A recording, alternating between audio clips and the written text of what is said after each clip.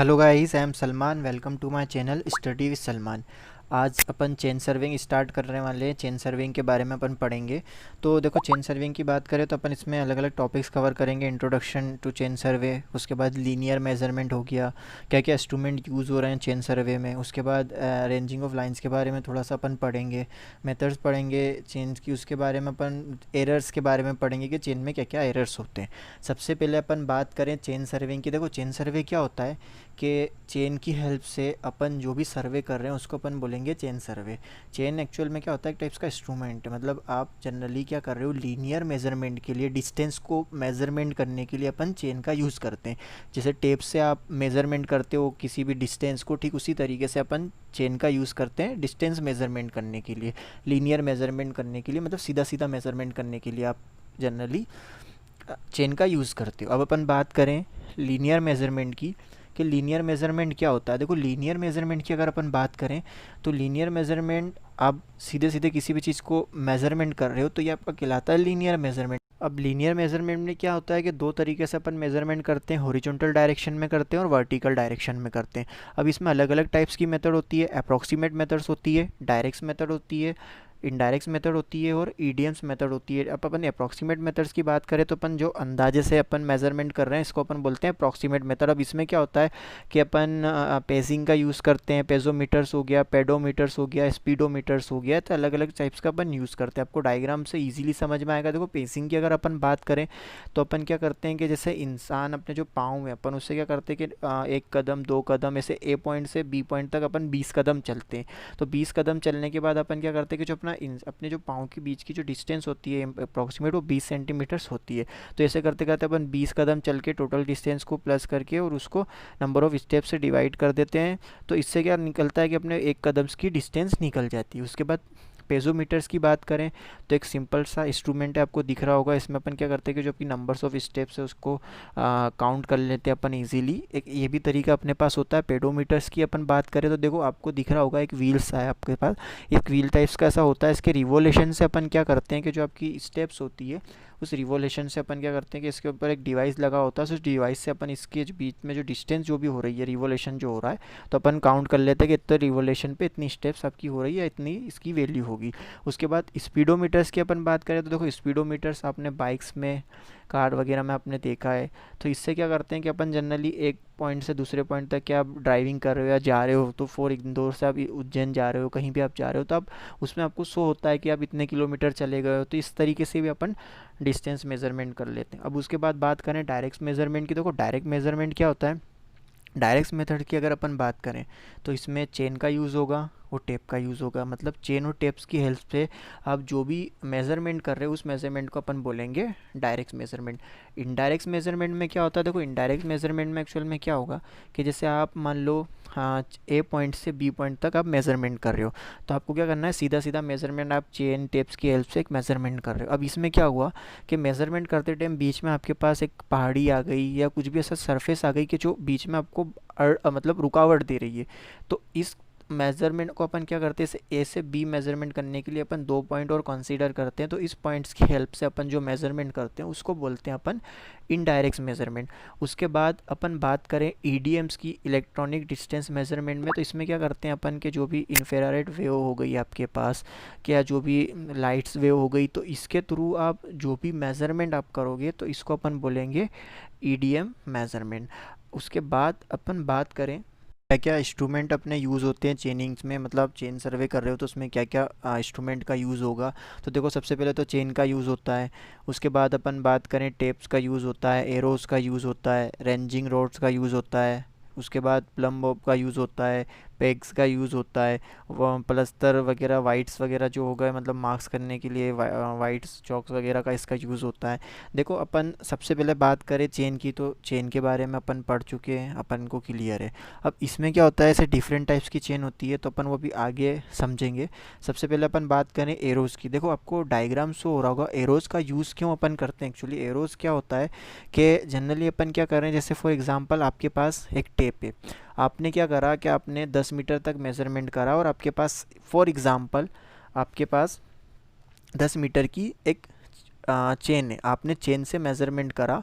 अब आपने क्या करा है कि आपने ए पॉइंट से बी पॉइंट तक के आपको मान लो 100 मीटर तक के आपको मेज़रमेंट करना है, बस आपके पास 10 मीटर की चेन है। बट आपने क्या करा, ए पॉइंट से बी पॉइंट तक मेज़रमेंट करा, तो आपने ए पॉइंट से बी पॉइंट तक एरो लगा दिया, फिर बी से सी तक लगा दिया। ऐसे अलग अलग आप करके मेज़रमेंट करते गए, तो इस अपन यूज़ करते हैं एरोस का। उसके बाद रेंजिंग रोड का भी सेम यूज़ होता है डिस्टेंस मार्क करने के लिए, या किसी भी चीज़ को पर्टिकुलर रेंज में लाने के लिए रेंजिंग रोड का यूज़ होता है। आपको डायग्राम्स हर चीज़ के दिख रहे होंगे, आपको क्लियर हो रहा होगा। उसके बाद प्लम बॉब की यूज़ करें तो मतलब किसी भी लाइंस को, किसी भी चीज़ को एकदम स्ट्रेट लेने के लिए, जैसे फॉर एग्जांपल आपने देखा होगा ब्रिक मैसनरी का वर्क होते हुए, तो उसको स्ट्रेट वॉल को बनाने के लिए, अपन लेवल कर रखने के लिए उस वॉल का अपन प्लम बॉब का यूज़ करते हैं। पेग्स जो आपके हो गए, जो ये पेग्स आपके होते हैं, ये वुडन्स के होते हैं, लकड़ी के होते हैं, ये भी इसका भी यूज़ अपन डिस्टेंस मार्क करने के लिए अपन करते हैं। उसके बाद अपन बात करें वाइट स्टॉक्स वगैरह, प्लस्तर वगैरह की, तो इसका जनरली अपन ये भी मार्किंग वगैरह के लिए, सीधी सीधी लाइंस को स्ट्रेट रखने के लिए भी अपन इसका यूज़ करते हैं।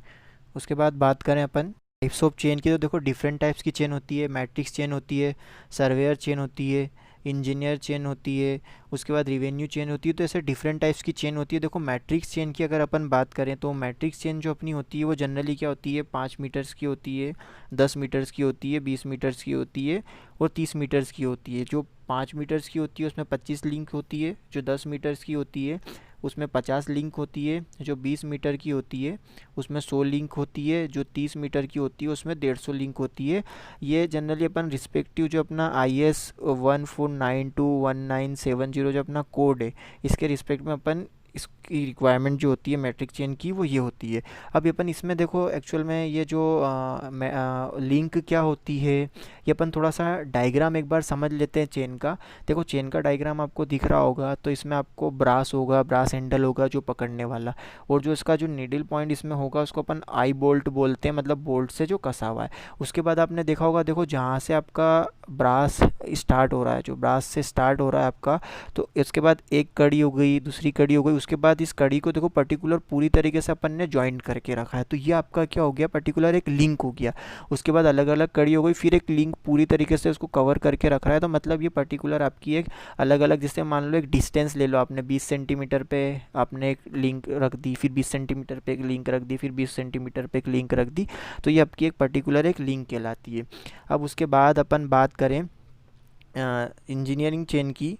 जो आपकी इंजीनियरिंग चेन होती है वो आपकी 100 फीट की होती है। उसमें क्या होता है कि 100 लिंक होती है, तो जो एक लिंक होगी वो 1 सेंटीमीटर, एक लिंक जो होगी अपनी वो 1 फीट की होगी। उसके बाद अपन बात करें सर्वेयर चेन की, तो देखो सर्वेयर चेन क्या होता है, 66 फीट की होती है। अब इसमें क्या होता है कि 100 लिंक होती है। उसके बाद अपन बात करें रेवेन्यू चेन की, तो देखो रेवेन्यू चेन जो होती है अपनी 33 फीट की होती है। अब इसमें क्या होता है कि 16 लिंक होती है। उसके बाद अपन टाइप्स ऑफ टेप के बारे में बात कर लेते हैं कि टेप्स कितने टाइप्स की होती है। देखो सबसे पहले बात करें अपन, 4 टाइप्स की टेप होती है। पहले क्लॉथ की टेप होती है, मेटलिक टेप होती है, स्टील टेप होती है एंड इन्वर्ट टेप होती है। क्लॉथ के टेप की बात करें अपन, क्लॉथ टेप मतलब क्या कि जो कपड़े की बनी हुई होती है उसको अपन क्लॉथ टेप बोलते हैं। जनरली ये फ्लेक्सिबल होती है, लाइट वेट होती है, ये 10 मीटर से 30 मीटर तक की इसकी जो लेंथ होती है। उसके बाद अपन बात करें मेटलिक टेप की, तो मेटलिक टेप क्या होती है, जो कॉपर की बनी हुई होती है, इसकी जो लेंथ होती है वो 10 meters, 15 meters, 20 meters and 50 meters इसकी लेंथ होती है। उसके बाद अपन बात करें स्टील टेप की, जो स्टील से बनी हुई होती है अपन उसको स्टील टेप बोलेंगे। 1 मीटर्स की होती है, 2 मीटर्स की होती है, 5 मीटर्स की, 10 मीटर्स की, 20 मीटर्स की, 30 मीटर्स की, 20 मीटर की, ऐसे अलग अलग टाइप्स की, डिफरेंट टाइप्स की इसकी लेंथ होती है। उसके बाद अपनी इन्वर्ट टेप्स की अगर अपन बात करें, तो ये अलॉय स्टील्स की बनी हुई होती है। इसकी जो लेंथ अपनी होती है 10 meter, 20 meter, 30 meter, 50 meter, 100 meters होती है। उसके बाद अपन बात करें क्या क्या एरर्स हो सकते हैं चेन सर्वे की अगर अपन बात करें।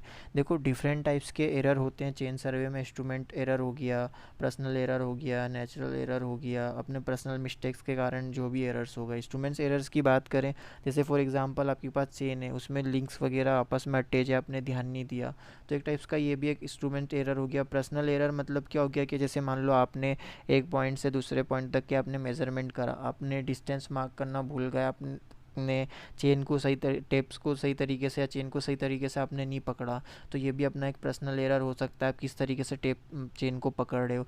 उसके बाद नेचुरल एरर की बात करें, फॉर एग्जांपल जैसे धूप ज़्यादा है या ठंड का मौसम है या मॉइस्चर कंटेन है, तो इस कारण क्या हो रहा है कि जैसे आप पर्टिकुलर तरीके से आप उसको मेज़रमेंट नहीं कर पा रहे हो नेचुरल की वजह से, तो ये नेचुरल एरर हो गया। उसके बाद पर्सनल मिस्टेक्स के हिसाब से जैसे आपने मिस काउंट कर दिया, प्रॉपर तरीके से आपने जो रीडिंग थी उसको रीड नहीं करा, मेज़रमेंट आपने सही तरीके से आप नहीं कर पाए या आपको इतना ज़्यादा नॉलेज नहीं है। तो ऐसे अलग अलग टाइप्स के इसमें चेन सर्वे में अपना ये जो एरर्स होते हैं। तो ये अपना जो चेन सर्वे जो अपना टॉपिक्स था वो अपना कवर हो गया है। Thank you.